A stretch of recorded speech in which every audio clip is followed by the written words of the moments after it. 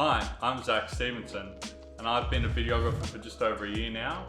I just wanted to share my experience of what it was like, how I went from not knowing what I wanted to do to starting my own business, and then now I'm getting paid to do what I love doing. I wanted to show you a clip that I filmed in April 2021. This was just a couple of months after I started my business, and it's a good insight to see all the little details of how one thing led to another, and I wanted to share that with you. So without anything else to do, let's watch it.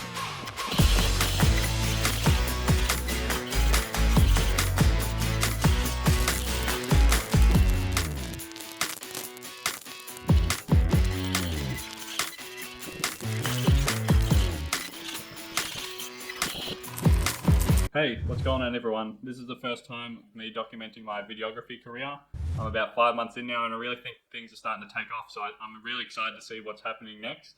But I'd just like to go over my journey so far. So March 2020, I had to come home because of COVID. I was studying in the US and I had to finish the last 2 months of my degree online. I only had a day to pack up all my things and come back here to Australia.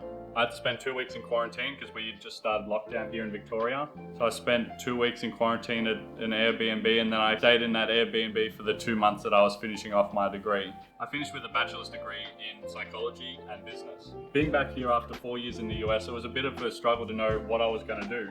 I'd made connections and good friends over in South Dakota, but now here I was almost starting again from scratch. A few months after graduation, I thought it's time to get a bit serious and decide what I wanted to do. During this time we're in lockdown, so there's a lot of people out of business and pretty difficult to find a job. I'd originally thought that I was going to just follow on with my business degree and get maybe like a marketing position somewhere in a big company, or do some sort of job that would be more related to my degree. And I kind of put off videography because I just didn't think it was a real serious career. Even though I know people had done it, I just didn't think that it was the right time for me to do it. But after a few months of thinking, I thought, well, why wouldn't I do it? It's something that I'm passionate about, that I really want to do, and I know that there's plenty of money in it, so I just thought, well, let's just give it a go. I wasn't sure how to start because I didn't know anyone in the videography film industry here. I had lost a lot of contacts with my friends just because of my time overseas, so it felt like I was starting from scratch. My parents suggested it would be a good idea to reach out to Gary Hegedus, who produced their TV show about 8 years earlier. I was a bit hesitant to contact Gary because I knew he was retired and I just wasn't sure if he would be able to help me with what I wanted to do. But boy, was I wrong. Gary's a fantastic filmmaker and he was the one that really paved the way to get me to where I am now, and that's only in a couple of months' time. Gary was the one that really brought my career to life.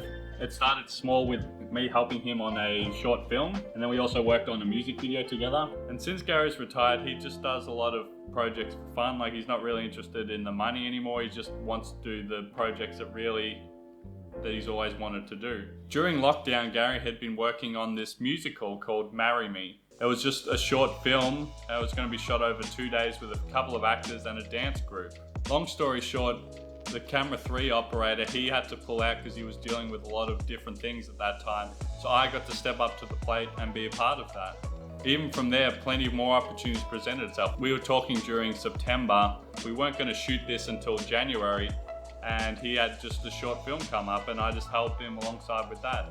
Even small experiences like that were really great to work with someone, because often up until that point I'd just been working by myself. And from that point, I just got to prove myself to say, like, well, yeah, I can operate a camera, I can do some creative shots. And from Gary's point of view, he really enjoyed working with me. Gary was also shooting a music video and he got me into the production meeting, and I literally had no idea what was going on. I barely said a word, but it was such a great experience to hear from the music artist and then how that dialogue translates with the director and also some of the other crew. It was November 2020 when I started my business. From Gary's experience, he suggested that I don't name my business after myself.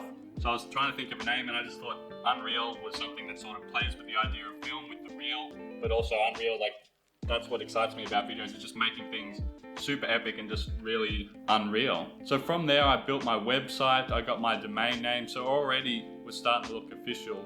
I only had a couple of videos to put on my website, but it was enough to get started. Having a website from the beginning was actually really helpful, because as soon as someone was like, oh yeah, I'm interested in video, what sort of stuff do you do? You can just send them to the website and already you've got some credibility and professionalism about you. Black Friday came around and I decided to march myself into the city and introduce myself to the guys at DigiDirect. And I'm so glad that I went in there to introduce myself, because Vincent saved me thousands of dollars just on my first day I was there. My dad had convinced me that it would be wise to really invest in my company and buy proper gear and proper equipment to get myself going. And he was 100% right, because how can you produce good videos if you just have crappy gear? At the time I was shooting with an A7 II, just with the kit lens, and it really just wasn't doing a good job. I could immediately see the huge difference in the quality of my work just from getting two A7 IIIs with two proper lenses on them. I was lucky enough that my parents still had things like mics and lighting from their TV show, so I was able to use some of that and instead of investing all in new stuff. Having that sort of gear really gave me confidence to go out and find some more work. At the time I was helping my dad with fundraising videos for his food forest. This food forest was going to be built at the facility which he lives. First, as a residential community of people who live on ventilators. The food forest is designed to bring optimism and joy to those who live in that community. And that was how I got to test my new equipment. I got to do some filming with him, and boy, I could immediately see the difference. And that really excited me to do more work. I had my friend Alex Mioni contact me just before Christmas, and he asked me if he could borrow my tripod, because he was shooting a wedding. I said to him, sure, you can borrow my tripod, but as long as I can come along and help you shoot the wedding. And he said, yeah, that'd actually be really great, because this is the first wedding I'm doing by myself. It was really great to meet with him, because I knew he'd been doing a lot of work for the last couple of years doing content creation for all sorts of brands on social media. And so he was definitely someone I wanted to talk to. And we were even just buddies from high school, so it's really great to catch up and shoot a wedding together. That experience was really good, and we ended up shooting another wedding a couple of months ago, and he gave me my first paycheck, so thank you, Alex. 2021 had started and we began doing prep for our music video. We had a recording day where we had the group come in and we just recorded the two instruments with the violin and the guitar and also the vocals. Once we had our track, a couple of weeks later we filmed the music video at the Hut Gallery in Ferntree Gully. And the music video was really great, because that was the first time I was sort of on set with, a couple of different camera operators and some talent as the musicians as they were performing. So that in itself was a really good experience. And I think being in the backseat rather than the one running the whole show, it's really good to sit back and just take in and absorb what's going on around and really just getting ideas and a feel for what's going on. And that's how I got the job doing the promotional video for the art gallery. As a deal for the cost of hiring the hall, we were going to shoot the art gallery promotional video. And Gary was willing to do this, but he said to me, look, if you want to do it, it could be a really good chance to get a really strong portfolio piece. And I said, sure, I'll definitely do that. And even now, it was only a month or two ago that I produced that work, and that's one of my best pieces, so I'm really thankful that I got that opportunity to it. Not to mention that I learned so much about the community and the history of the gallery, and all the people that are in there are just fabulous.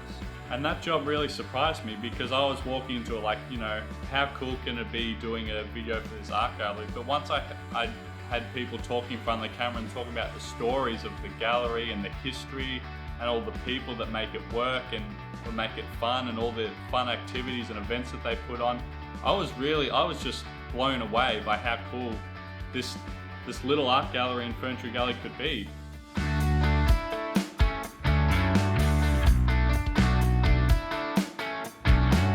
During January, I had bought a drone and I was looking for some work with it.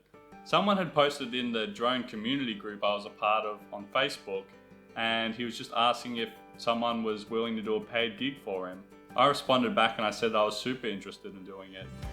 He asked me if I had any public liability insurance, and I was like, I don't even know what that is. But I didn't tell him that. I just researched it and was like, yeah, sure, I have some. So I said to him, I've got public liability insurance. What's the job? And he said it was for ANZ and Oz Open, filming the tennis players practicing just before, like the week before the Australian Open. I was like, are you kidding me? I get to fly my drone with these professional tennis players? So I was super excited once I found out that I was going to be filming the tennis players. So I was busy getting the filming permit from the council in the area that we were filming, and I also had to get my insurance all sorted. So I was frantically trying to get that because I had the shoot coming out up in a couple of weeks. I managed to get it all done, but a couple of days before the shoot, I messaged the guy to see if we're all good to go ahead, and he said that no, actually the venue's changed due to the weather. And I was absolutely gutted because that was going to be my first paid job. I was going to get paid $300 for flying my drone for an hour, getting awesome footage of the tennis players just serving and having a hit, practicing and just doing their warm-up sort of thing. And no, but I didn't get to do that.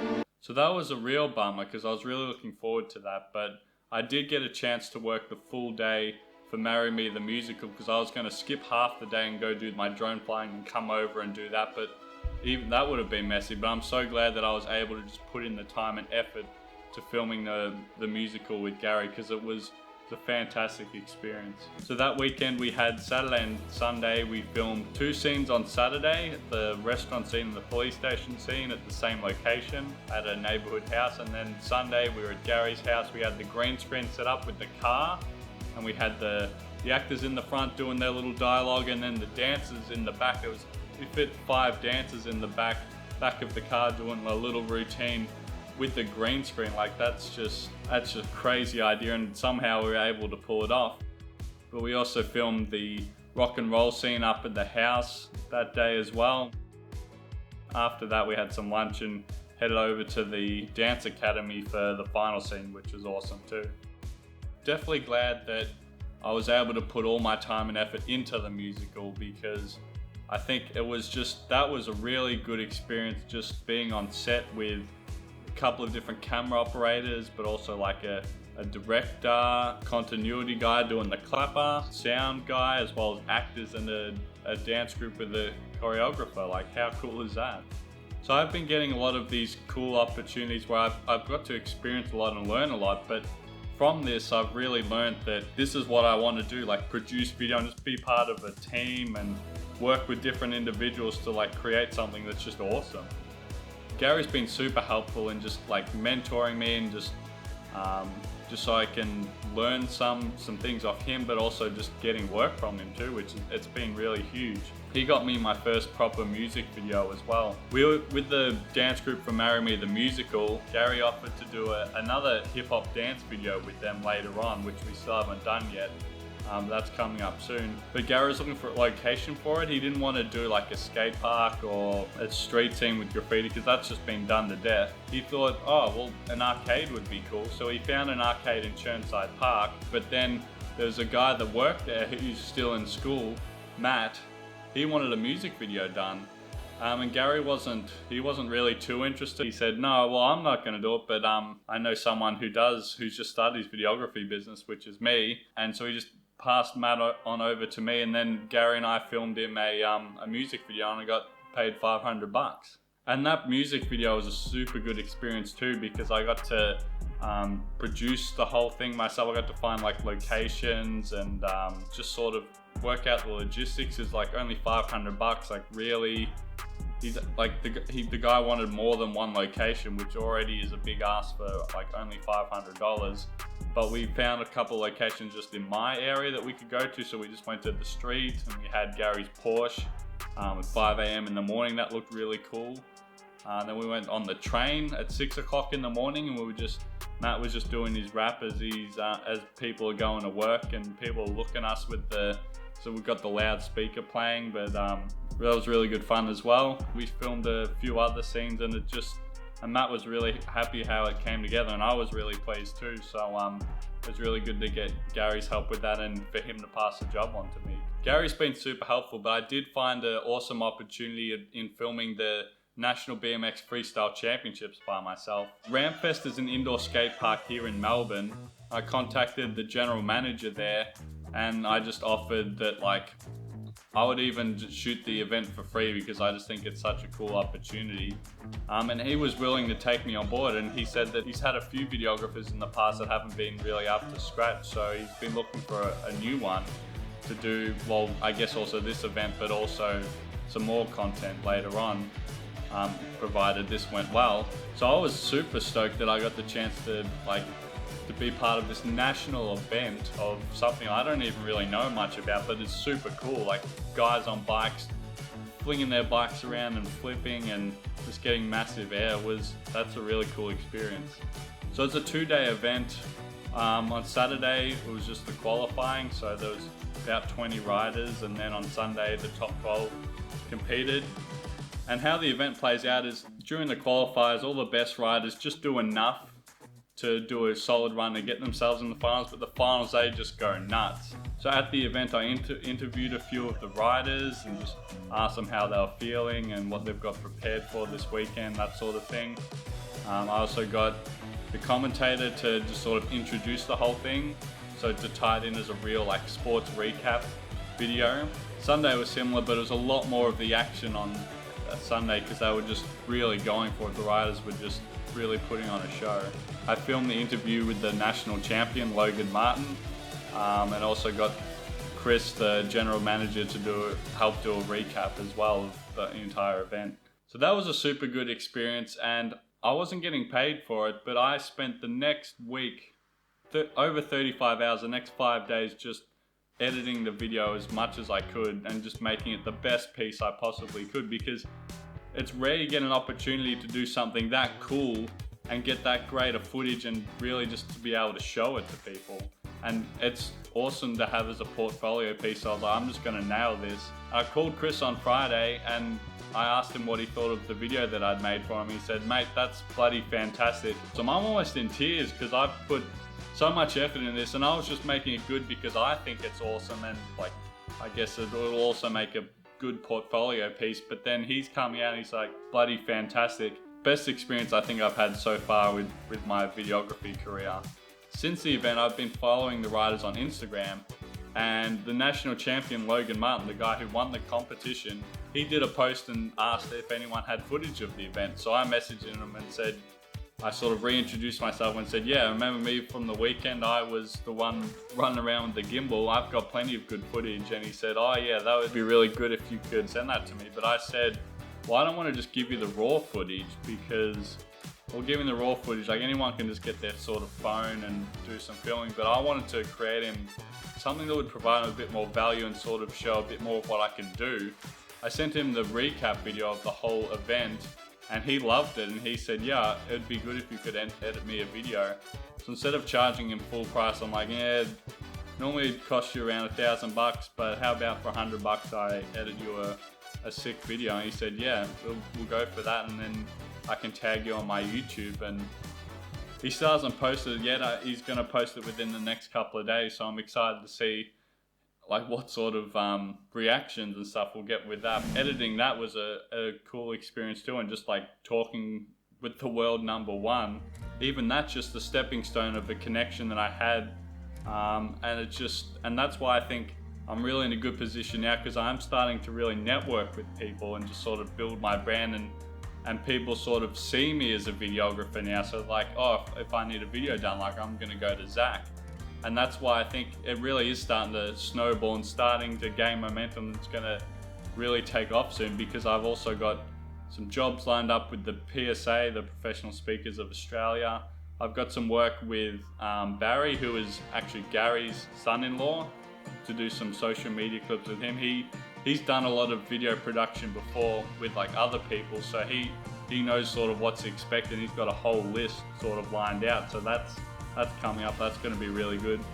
But also I've started, I did my induction 2 weeks ago with Sportscast Australia, so I'm going to be doing some filming of some sporting games on the weekend. And I think that's a great opportunity to do, because that's Sportscast Australia, so they do all sorts of videos and broadcasting and things like that. So if I can just sort of work my way into that, I reckon there can be a lot of good things that'll come out of that. So that's sort of briefly been my videography journey for this past year, from going from not knowing what I wanted to do to sort of, you know, really just committing to, yeah, it's time to just go all in and become a videographer, to getting my gear, to networking with people and talking to Gary and getting some jobs with him, just some free work and just while I'm learning. And then also starting to get some paid work now. Like it's really starting to take off. I'm excited from the projects that I've done already. some of the good portfolio pieces I've got, and now I think it's we're ready to go to the next level. There you go. I hope you enjoyed that, guys. It's really interesting to look back and see how my journey progressed and how one thing really just led to another. I hope it gives you the courage to start up your own business if that's something that you're interested in. I plan on making more YouTube videos, so if you wouldn't mind liking the video and subscribing, it really makes a big difference to me and helps me grow my channel. I'll catch you in the next video. See you later.